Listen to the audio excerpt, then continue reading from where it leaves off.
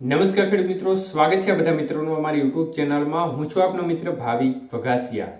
તો મિત્રો, ખાસ કરીને આ વિડીયોના માધ્યમથી આપણે વાત કરવાની છે હાલની સક્રિય સિસ્ટમોની સ્થિતિ શું છે અને આજે ગુજરાતના ભાગોમાં વરસાદની શક્યતાઓ છે કે નહીં તે વિશેની માહિતી આ વિડીયોમાં જાણીશું. તો જે પણ મિત્રો નવા હોય તે ચેનલને સબસ્ક્રાઇબ કરી દેજો.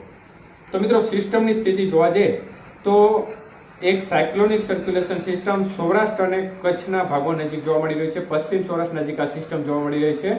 તો વધુ એક લો પ્રેશર સિસ્ટમ છે તે પશ્ચિમ બંગાળ અને લાગુ ઝારખંડના ભાગો નજીક જોવા મળી રહી છે.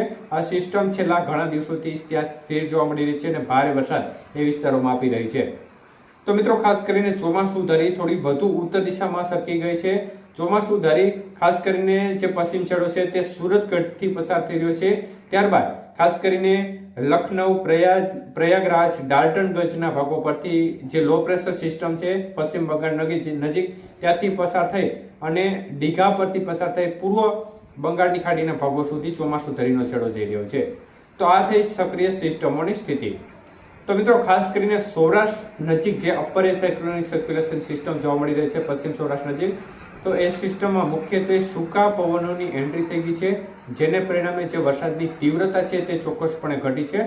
પરંતુ તો પણ જે લો લેવલ છે તેમાં ભેજનું પ્રમાણ જોવા મળી રહ્યું છે. મિડ લેવલમાં ભેજનું પ્રમાણ વધઘટ સાથે અમુક વિસ્તારમાં જોવા મળી રહ્યું છે અને આના પરિણામે વરસાદની ગતિવિધિ છે તેમાં નોંધપાત્ર રીતે આપણે કહ્યું અગાઉ તેમ ઘટાડો થયો છે.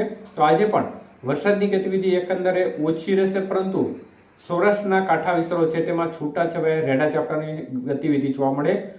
સુરેન્દ્રનગર, મોરબી જિલ્લાનો ભાગ છે તેમજ રાજકોટ, અમરેલીનો જે આ પટ્ટો છે આ વિસ્તારમાં ક્યાંક ક્યાંક વરસાદની ગતિવિધિ છૂટાછવાયા ભાગોમાં જોવા મળે. બાકી મોટા ભાગના સૌરાષ્ટ્રના ભાગોમાં રેડા ઝાપટાની વરસાદની ગતિવિધિ જોવા મળે. ખાસ કોઈ ભારે વરસાદની શક્યતાઓ જણાતી નથી. તો દક્ષિણ ગુજરાતના ભાગોમાં છૂટો છવાયો વરસાદી માહોલ અમુક સીમિત વિસ્તારમાં જોવા મળશે, પરંતુ લગભગ મોટા ભાગના વિસ્તારો છે તેમાં રેડા ઝાપટા સ્વરૂપે જ વરસાદની ગતિવિધિ વધુ જોવા મળે. કચ્છના ભાગોમાં જે ઘટાડો થશે, ક્યાંક ક્યાંક દરિયાકાંઠા વિસ્તારમાં ઝાપટાનું પ્રમાણ રહે. તો ઉત્તર ગુજરાત, મધ્ય પૂર્વ ગુજરાતના ભાગોમાં પણ તે પ્રકારે જ વરસાદની ગતિવિધિ ખૂબ ઓછી રહેશે. છૂટાછવાયા ભાગોમાં રેડા ઝાપટા સ્વરૂપે વરસાદની ગતિવિધિ જોવા મળશે.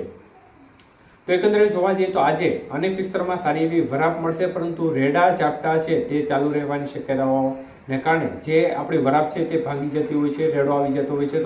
તો આ પ્રકારની સ્થિતિ હજી રહેશે, કારણ કે લો લેવલ છે તેમાં સતત ભેજ બતાવી રહ્યા છે. એટલે આ સંજોગોમાં રેડા ઝાપટા સંપૂર્ણપણે બંધ થાય, સંપૂર્ણપણે એકધારી 5-7 દિવસની ચોખ્ખી વરાપ મળે તે પ્રકારની શક્યતા ઓછી ગણી શકાય. કારણ કે આપણને સારી એવી વરાપ હોય અને આમાં એક રેડો આવી જતો હોય છે, તો ચોખ્ખી વરાપ જે આખા દિવસની હોય છે તે ખાલી 1-2 મિનિટનો રેડો છે તે પણ ભાંગી નાખતો હોય છે.